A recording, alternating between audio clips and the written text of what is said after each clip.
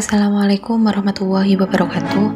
Perkenalkan, saya Eka Yulia Parvita dengan NIM 200210303067. Pada video kali ini, saya akan melakukan praktikum.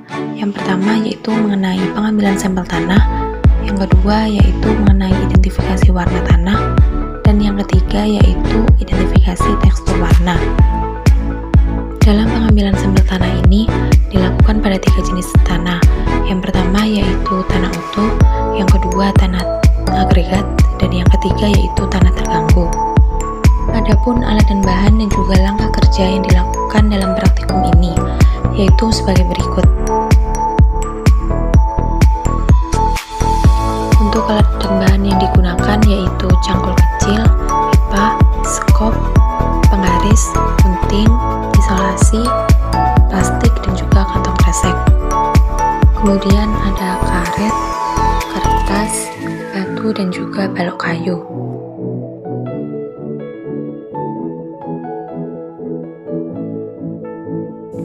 Setelah itu menggali tanah menggunakan cangkul dengan kedalaman 5-10 cm di sekitar tanah yang akan diambil. Meletakkan pipa di atas permukaan tanah dengan posisi tegak lurus. Kemudian meletakkan balok kayu di atas pipa, lalu menekan atau memukul dengan menggunakan batu sampai pipa masuk ke dalam tanah kurang lebih 5 cm. Kemudian menggali tanah di sekitar pipa, namun pengalian tanah dilakukan lebih dalam supaya tanah yang ada di bawah pipa bisa ikut terangkat. Lalu mengangkat pipa dengan posisi sekop berada di bawah pipa. Hal ini bertujuan untuk menahan tanah agar tanah di dalam pipa ikut terangkat. Lalu menutup pipa dengan menggunakan plastik. Kemudian mengikat menggunakan karet agar plastik tidak mudah lepas.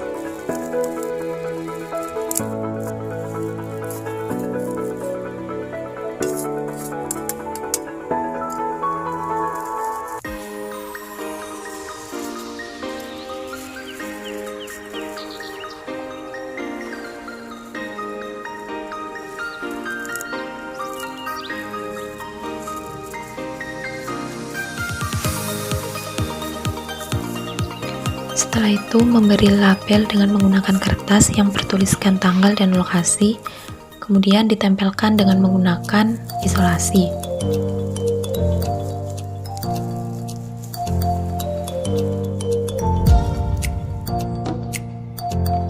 Pada awalnya mencari tanah yang tidak keras, kemudian membersihkannya dari rumput.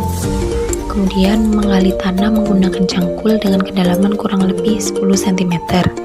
Lalu mengambil tanah agregat yaitu tanah yang padat atau bongkahan dan tidak mudah pecah. Kemudian dimasukkan ke dalam kantong kresek.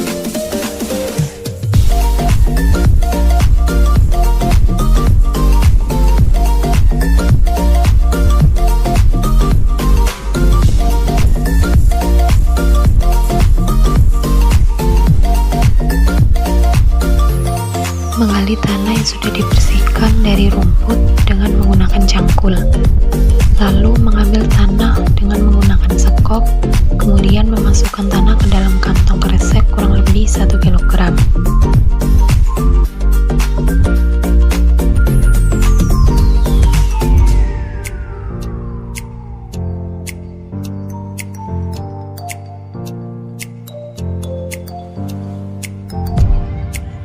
Untuk mengidentifikasi warna tanah, adapun alat dan bahan yang akan digunakan.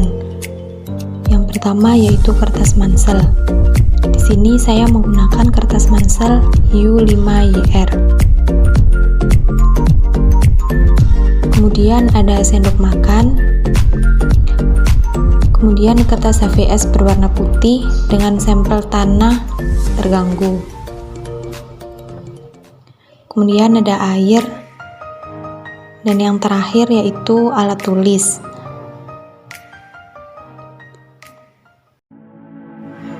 Langkah-langkah yang dapat digunakan untuk mengidentifikasi warna tanah, yang pertama yaitu menyiapkan alat dan bahan. Kemudian yang kedua, mengambil tanah terganggu yang sudah diambil dengan kedalaman kurang lebih 5 cm dengan menggunakan sendok, kemudian diletakkan di atas kertas HVS berwarna putih.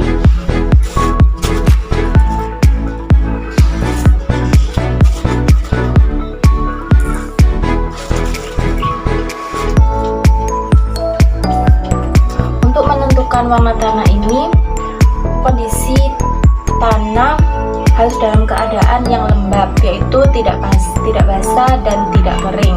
Karena kondisi tanah ini kering, sehingga dikasih air sedikit agar lembab.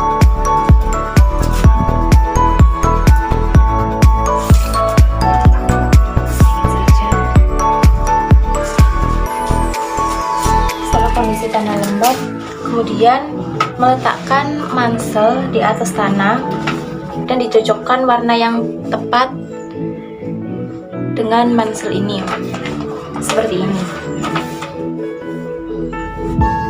Dengan demikian, dapat diketahui bahwa sampel tanah terganggu ini lebih cocok dengan warna ini,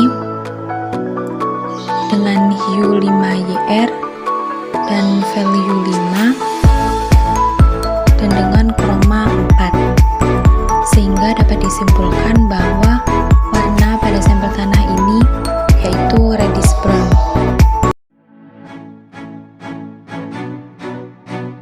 Baik, di sini sudah terdapat alat dan bahannya, yaitu sampel tanah terganggu yang berada di dalam wadah, kemudian sendok makan, kemudian air.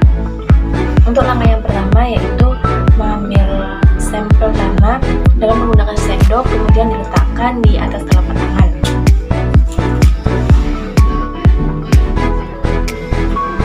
Kemudian dikasih air.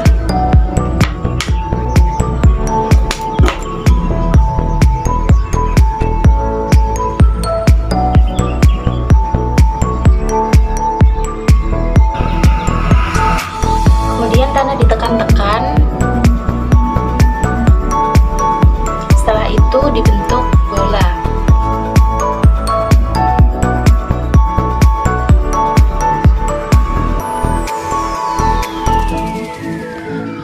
Pada sampel tanah ini tidak bisa dibentuk pita.